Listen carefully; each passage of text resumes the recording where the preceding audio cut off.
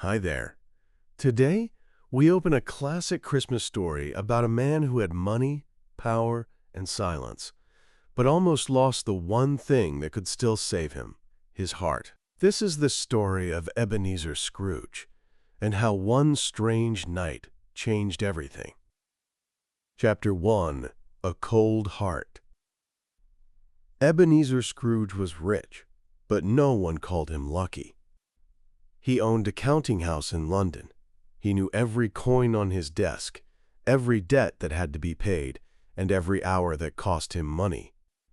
Scrooge lived alone. His office was cold, his house was dark, and his face had become sharp from years of saying no. When people passed him, they often walked faster. Children did not ask him for help. Poor men did not expect a gift from him. On Christmas Eve, the city around him was alive. Shop windows glowed.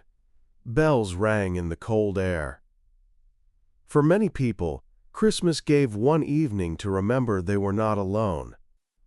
For Scrooge, Christmas was only an interruption. His clerk, Bob Cratchit, worked near a tiny fire. Bob was poor, but gentle. He had a family waiting at home. "You will want the whole day tomorrow, I suppose," Scrooge said. Bob answered carefully, "If it is convenient, sir." "It is not convenient," Scrooge said, "and it is not fair." Still, he allowed it, because even Scrooge knew the city would judge him if he refused. Then Scrooge's nephew Fred entered with a bright face. Fred invited him to Christmas dinner and spoke of laughter, forgiveness, and family. Scrooge rejected him with two hard words. "Bah! Humbug!" Fred left with sadness, but not anger. Bob left with relief, and Scrooge remained alone, surrounded by ledgers, candles, and the cold sound of his own breathing. He thought he had won because no one could touch him. But that night, someone was coming who remembered the truth. Chapter 2. The Warning. Scrooge walked home through fog and narrow streets. His house was large, old, and quiet. It had once belonged to his business partner, Jacob Marley, who had died 7 years earlier, on that very night. At the door, Scrooge stopped. For 1 second, the metal door knocker seemed to change. It was not a knocker anymore. It was Marley's face. Scrooge blinked. The knocker was normal again. He told himself he was tired. He entered the house, locked the door, and sat near a weak fire. Then he heard a sound. It was a chain.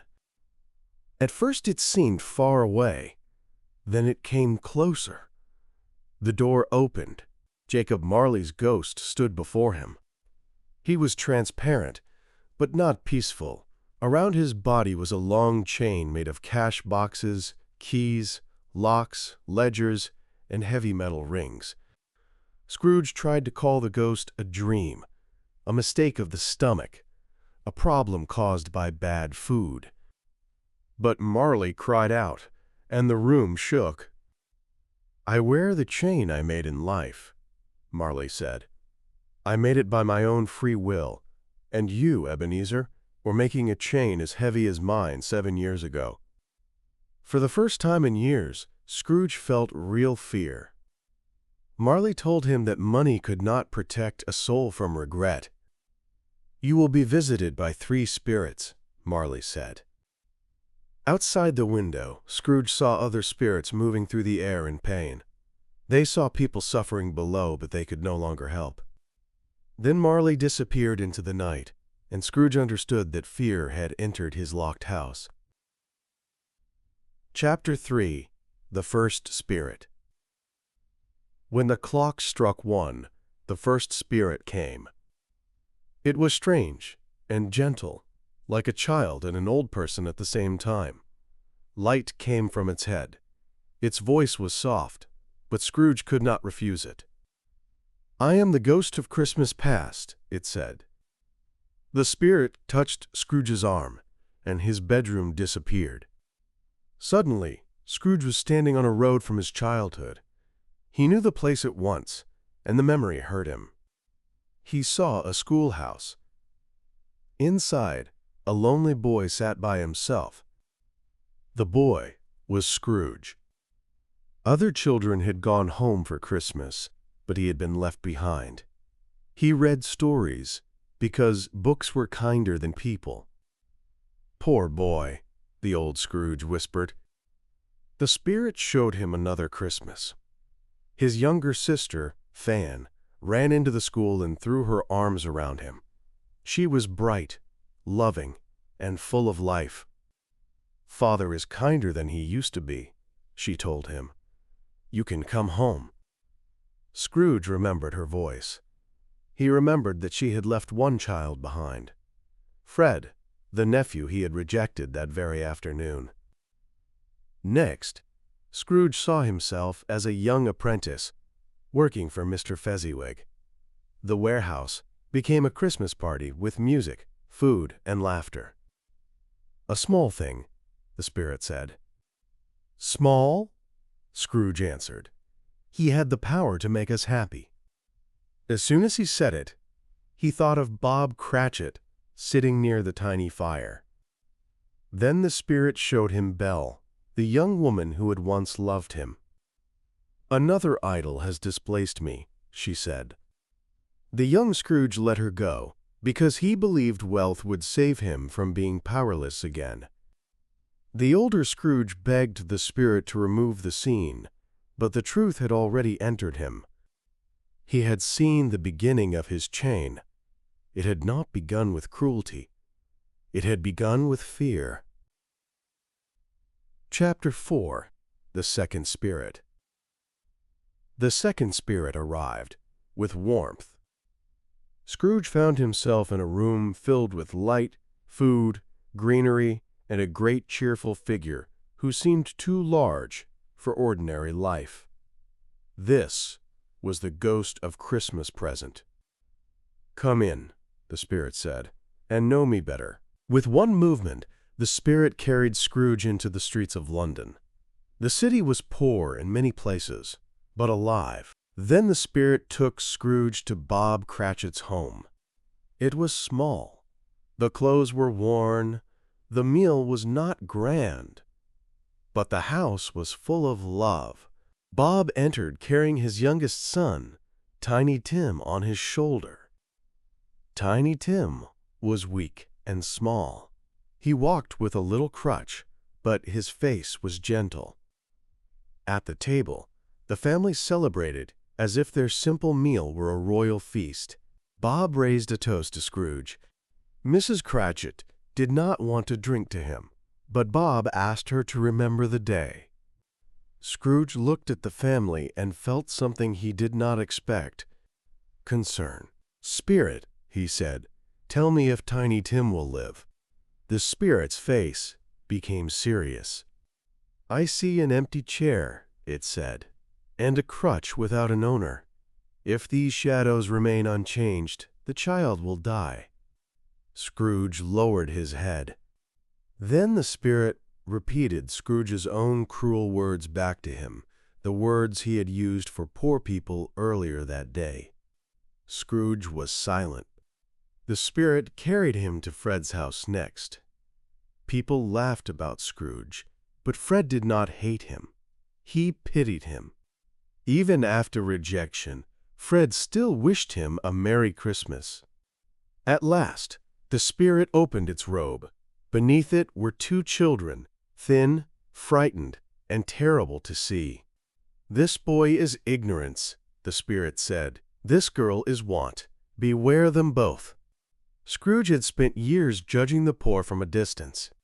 The spirit grew older before his eyes, and Scrooge began to understand that time was not waiting for him. Chapter 5. The Final Shadow. The third spirit came without warmth. It did not speak. It wore a dark robe, and its face was hidden. One hand pointed forward, and Scrooge felt colder than he had felt all night. "Are you the ghost of Christmas yet to come?" Scrooge asked. The spirit did not answer. It only pointed. Scrooge stood among businessmen speaking in the street. They were talking about a man who had died. No one was sad. Scrooge did not know who they meant, but their coldness disturbed him. The spirit took him to a dark shop where old belongings were being sold. The people selling them laughed. They said the dead man had frightened everyone in life, so no one cared for him in death. If this man had been kind, Scrooge said, someone would have cared. Then he saw a poor couple who had owed money to the dead man. When they heard he was gone, relief entered the room. Next, the spirit took Scrooge to the Cratchit home. It was quiet, too quiet. Bob came in slowly. He had visited a small grave. He spoke of Tiny Tim with love, but his voice trembled. Scrooge wanted to look away, but he could not. The spirit pointed again. They stood in a churchyard. Scrooge felt the final truth approaching like a door closing. "Are these the shadows of things that must be?" he asked, "or only shadows of things that may be?" The spirit did not speak. Scrooge moved closer to the stone. On it he read his own name, Ebenezer Scrooge. He fell to his knees. His money had not followed him. His locked doors had not saved him from being forgotten. "I am not the man I was," he cried. "I will honor Christmas in my heart. I will live in the past, the present, and the future." He begged for another chance. The dark figure seemed to shrink, or perhaps the world was changing around him. Scrooge reached out, and suddenly he was holding the curtains of his own bed. Chapter 6. A New Morning. Morning had come. Scrooge was alive. For a moment, he did not know what day it was. Then he ran to the window and called to a boy in the street. "What day is it?" "Christmas Day!" the boy shouted. Scrooge laughed, and the sound surprised the room, the street, and maybe Scrooge himself. He had not missed it. There was still time.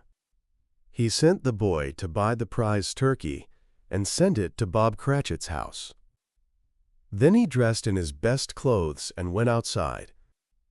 The city looked different because Scrooge looked different. The air was cold, but it did not feel empty. Then he went to Fred's house. Fred welcomed him with joy. The next morning, Scrooge arrived early at the office. Bob Cratchit came in late, worried and breathless. Scrooge pretended to be angry, then surprised him. "I am going to raise your salary," Scrooge said, "and I will help your family." Bob could hardly understand what he was hearing. But Scrooge meant it. He became a second father to Tiny Tim. He kept his promise. He changed not only for one morning, but for the rest of his life. Some people laughed at him, but Scrooge let them laugh.